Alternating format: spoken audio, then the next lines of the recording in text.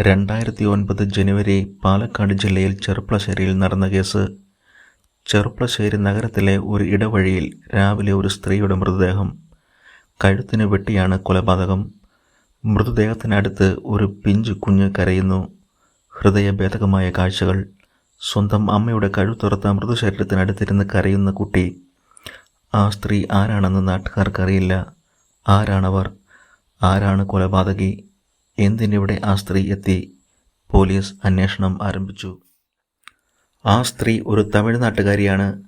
കഴുത്തറക്കാൻ ഉപയോഗിച്ച കത്തി മൃതദേഹത്തിനരികിൽ നിന്നും കണ്ടെത്തി. മൃതദേഹം പോസ്റ്റ്മോർട്ടം നടത്തി. പ്രത്യേകിച്ച് തെളിവുകൾ ഒന്നും ഇല്ല. ശരീരത്തിൽ നിന്നും ആകെ ലഭിച്ച തെളിവുകളിൽ ഒന്ന് അരയിൽ തിരുകിയിരിക്കുന്ന ഒരു ചെറിയ ബാഗാണ്.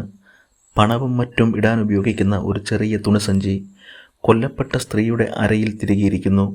അതിൽ നിന്നും തമിഴ്നാട് റോഡ് ട്രാൻസ്പോർട്ട് കോർപ്പറേഷൻ്റെ 6 രൂപ 40 പൈസ വിലയുള്ള ഒരു ടിക്കറ്റ് ലഭിച്ചു. അത്